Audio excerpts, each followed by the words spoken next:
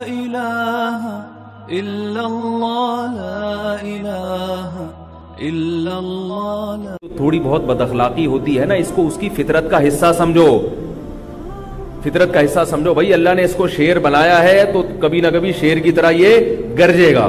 تو آپ کی ذمہ داری ہے اپنا گھر بسانے کے لیے اور شوہر کے احسانات کو سامنے رکھ کر کے. اس کے احسانات بہت زیادہ ہیں، کتنے زیادہ احسانات ہیں، وہ تو شمار نہیں کر سکتی عورت ان احسانات کو.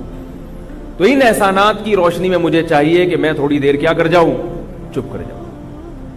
ایک مشہور واقعہ ہے نا، ایک عورت گئی ایک روحانی علاج والے کے پاس. وہ واقعی اچھے آدمی تھے جو کہ ہوتے نہیں ہیں عام طور پہ، تو وہ ٹرک سے علاج کرتے تھے لوگوں کا.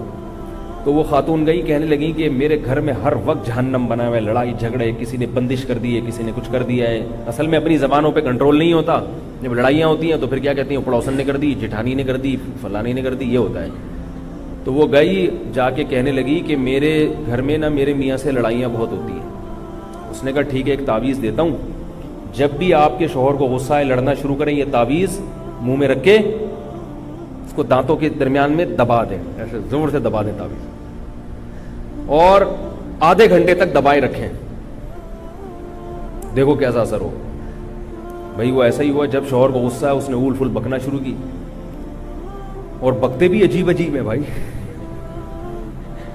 وہ کیا کیا بکتے ہیں ابھی چھوڑو، کیونکہ بعض ہمیں بھی بکنا پڑ جاتا ہے.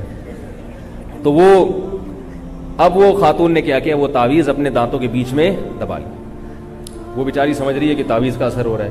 ظاہر ہے اتنی دیر کیا رہنا پڑا اس کو خاموش. تھوڑی دیر میں مرد نے جب اپنی بھڑاس نکالی تو تھوڑی دیر میں اس کو غصہ آتا ہے، یار کچھ زیادہ ہی ہو گئی، ٹھیک ہے نا، اور کتنی اچھی ہے کہ آگے سے بول نہیں رہی.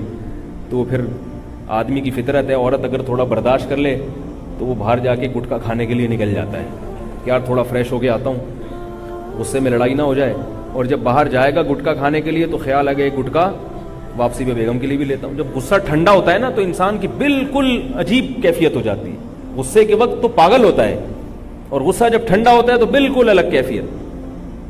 تو اب عورت کی ذمہ داری ہے کہ شوہر کے غصے کو کیا کرے، ٹھنڈا کرے.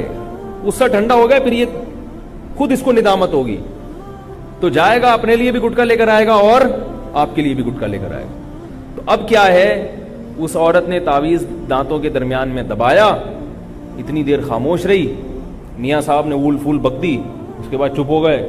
یار یہ تو بڑی اچھی بیوی ہے، کچھ بولتی نہیں ہے، اور میں نے تو زیادہ ہی بول دی. جب غصہ ٹھنڈا ہوا بیگم کو منانے بیٹھ گیا. شریف آدمی یہ کام کرتا ہے، جو یہ ساری باتیں ان کی ہوتی تمیز ہو رہی، جو ذرا انسان ہو.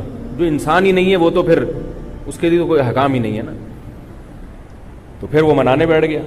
تو بیگم نے کہا یار تعویذ بڑا خاندانی دیا ہے اس نے، تعویذ بڑا خاندانی دیا ہے. تو یہ بڑا بہترین تعویذ ہے کہ یہ بزرگوں نے لکھا ہے. میری کیا اوقات ہے بھائی جو میں نصیحت کروں، ایسی باتیں کروں.